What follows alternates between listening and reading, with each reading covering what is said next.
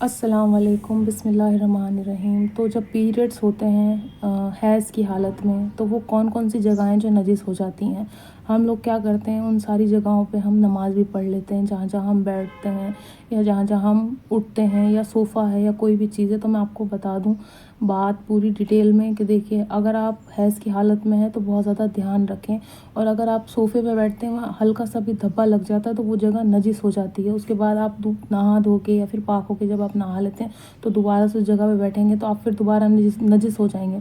तो अगर वहाँ पर थोड़ा सा भी धब्बा लगा है तो आप उसी टाइम उस जगह को पाक कर लें, जिस तरह से भी आप करना चाहें, गीले कपड़े से कर लें या फिर कोई भी ऐसी चीज़ से कर लें जो वो जगह पाक हो जाए। सोफ़ा है, अगर आप कालीन पे बैठे, बहुत सारे लोग ये करते हैं कि हैज़ की हालत में कालीन पे बैठ जाते हैं, वो कहते हैं कोई धब्बा नहीं लगा, फिर वहीं जानमाज़ बिछा के वहीं नमाज़ पढ़ने लगते हैं। तो देखिए, हैज़ की हालत में आप जिस जिस जगह पे बैठेंगे वो जगह नजिस होगी ही होगी।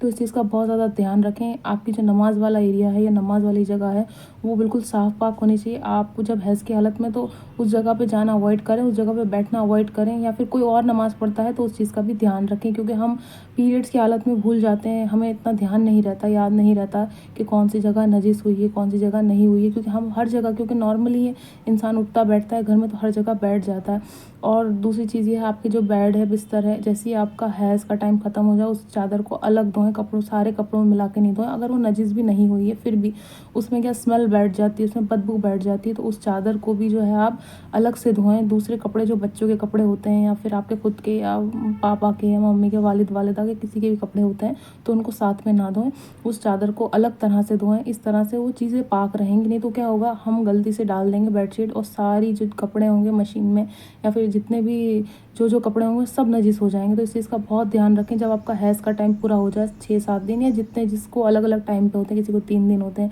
किसी को 4 दिन, किसी को 6 दिन, तो जैसे टाइम कंप्लीट हो जाए तो उस चादर को आप जो है अलग से पाक करके धो के लटका दें। और इसी तरह से अगर कहीं धब्बा लग जाता है किसी कालीन पे या किसी सोफ़े पे या कहीं ऐसी जगह पे, तो उसको भी उसी टाइम फ़ौरन पाक कर लें, फ़ौरन उस जगह को साफ़ कर लें तो वो पाक हो जाएगी। वहाँ धब्बा बैठ गया तो धब्बा भी नहीं जाएगा। दूसरी चीज़ ये है, जो हैज़ की हालत में अपने कपड़े पहने उनका भी वैसे ही ध्यान रखें जैसे आपने चादर का ध्यान रखा है, कि वो कपड़े आप जो नॉर्मली घर में बच्चों के कपड़े हैं या जिसके भी कपड़े हैं उन कपड़ों के साथ ना धोएं, उन कपड़ों को अलग से हाथ से धो लें, या फिर अगर उसमें धब्बे नहीं हैं फिर भी उन जितने भी आपने कपड़े पहने उन कपड़ों को अलग रखें, क्योंकि एक तरह की नजासत है इसमें भी, एक तरह का मतलब गंदगी है। अगर ये साथ में धुल जाएंगे तो वही सब शैतानी चीज़ें होने लगेंगी, हमें पता नहीं चलेगा। क्योंकि जो पीरियड्स का ब्लड होता है या फिर ये चीज़ें होती है, इससे लोग जादू टोना भी करते हैं। तो मैं आपको बता दूं, आपके जो पीरियड्स के कपड़े हैं उनको बहुत ज़्यादा संभाल के रखें, कहीं भी ऐसे ना डाल दें। हम क्या करते हैं, गलती से हम इधर उधर रख देते हैं, कोई निकाल के ले गया, उसको पता चल गया कि आपके पीरियड्स के कपड़े हैं, तो उस चीज़ से जादू टोना भी कर सकता है। आपको जो है उस चीज़ से बहुत ज़्यादा ध्यान रखना है कि वो कपड़े, वो सारी चीज़ें आप बिल्कुल गिन के संभाल के रखें।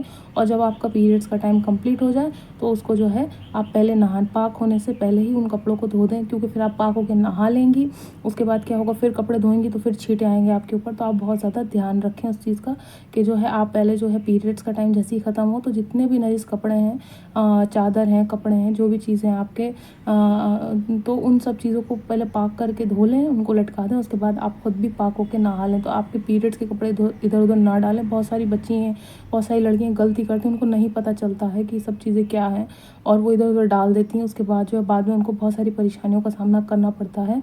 तो वो अपने आसपास की जगह भी साफ़ रखें। और जो बहुत सारे लोगों का सवाल होता है कि पीरियड्स में किचन में जा सकते हैं या कुछ नज़र न्याज या जो भी आपके यहाँ होता है, फातिया, उसका खाना बना सकते हैं। देखिए, ऐसा कुछ नहीं है।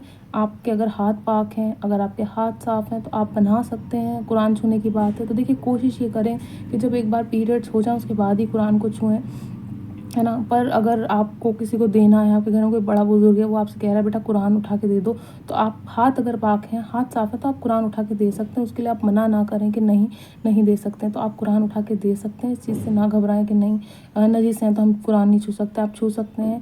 आप किसी नज़र न्याज या जो भी आपके यहाँ होती है उसका खाना खा भी सकते हैं, आप बना भी सकते हैं। बस ध्यान रहे कि आपके हाथ पाक होना चाहिए और हाथ साफ़ होना चाहिए, उसके बाद आप ये सारी चीज़ें कर सकते हैं। तो पीरियड्स की हालत में ये सारी चीज़ें नजिस हो जाती हैं, चादर भी, सोफ़ा भी, जो है कंबल ओढ़ा है आपने तो उसका भी ध्यान रखें, आप तुरंत उसको धूप में लटका दें, या अगर नजिस हो गया तो उसको तुरंत धो दें। कितना भी मोटा कंबल है उसको नजिस ना रहने दें, नहीं तो बहुत ज़्यादा नजासत बढ़ जाएगी और सब शैतानी ख़्याल, शैतानी वसवसे आएंगे, फिर सारी प्रॉब्लम्स का सामना करना पड़ेगा। तो इन सब चीज़ों का आप ध्यान रखें, जैसे ही चीज़ें नजिस हों उनको तुरंत और फ़ौरन ही धो दें।